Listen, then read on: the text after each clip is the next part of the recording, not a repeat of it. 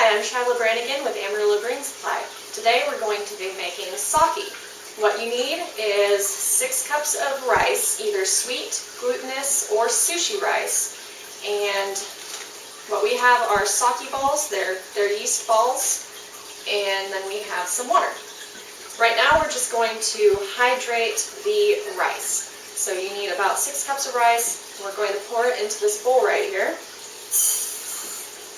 That was 5 cups. We need an additional cup.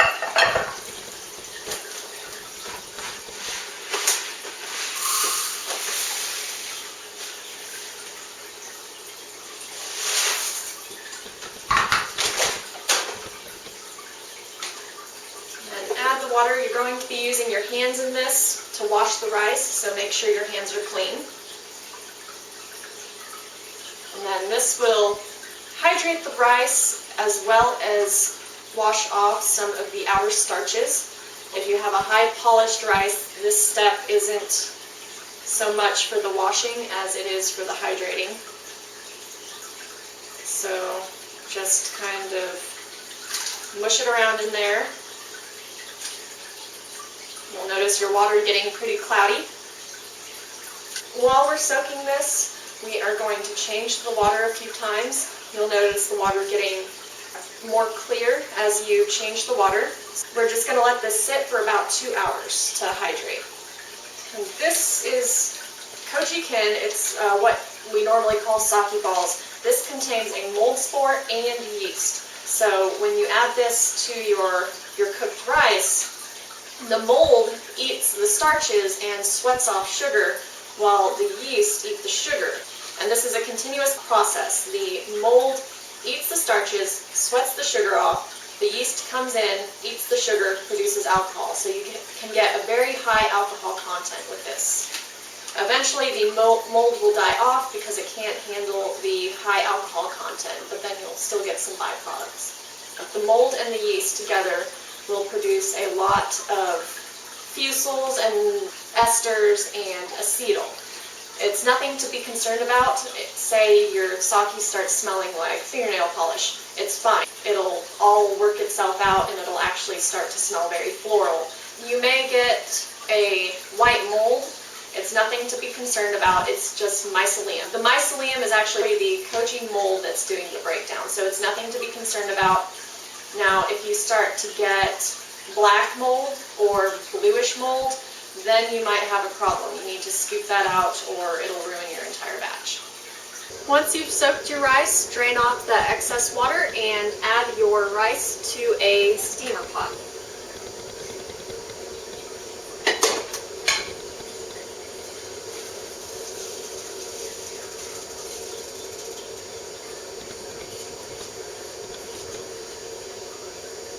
You don't have to worry about sanitizing anything right now because the steam is going to sterilize everything anyway.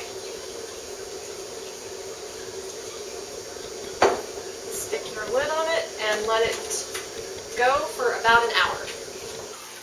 Once you've soaked your rice in some water for about 2 hours and then steamed it for another hour, you'll want to take your rice off the heat and let it cool a little bit. You don't want it terribly cool, just cool enough so that it doesn't kill your mold and your yeast.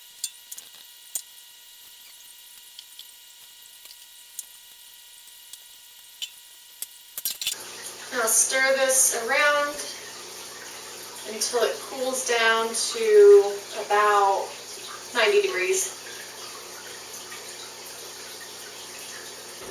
Now that it's cooled down to 90 degrees, I'll be crushing up the yeast balls and mixing them up into the rice. Since I'm going to be using my hands, I have some hand wash right here.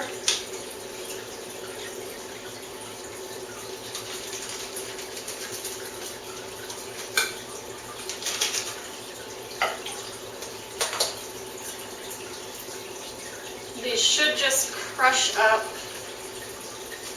but if not, I'll cut them with the scissors.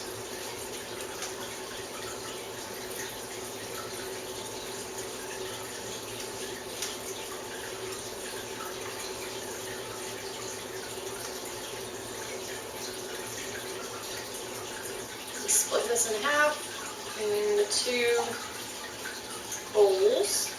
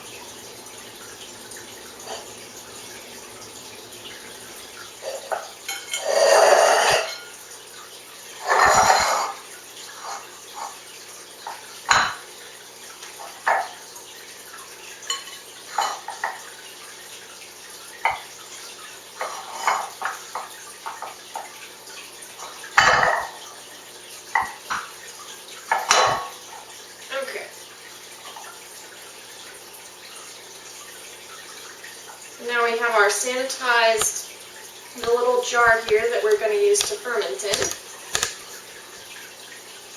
Just stick your rice in it. You don't need to add any water or anything.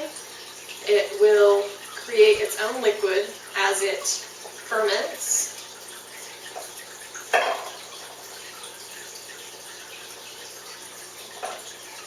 This whole time I've been referring to this as sake, but it's technically a rice wine. We're going to use a paper towel to place over our jar. If you prefer, you could use an airlock, that's fine, but we're going to use the paper towel method. Again, this is not something like beer or wine where you have to be uber sanitary. And now we're going to ferment this for 28 to 30 days. Again, you'll notice some pooling of liquid, and you'll see more and more of it as it ferments. Due to the unique yeast and mold properties of the sake, we will probably get around 18 to 22% alcohol from it. Unfortunately, there's no way to tell because you're starting with a solid. You can't take a gravity sample, so we'll just have to assume that it's going to reach about 18%. Just let your liver figure it out. While you're collecting your liquid, just use a cheesecloth to drain out all the larger chunks. When you're fermenting, keep it in a warm place, 80 degrees if you can. If you wanted to, you could stop this in 3 days and eat it. It's a dessert called kalmak.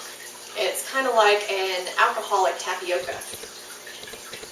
So that's how you make rice wine or sake. I'm Shiloh Branigan from Amarillo Brewing Supply. Please be sure to subscribe to our channel. Check out our Facebook page at www.facebook.com/Amarillo Brewing Supply.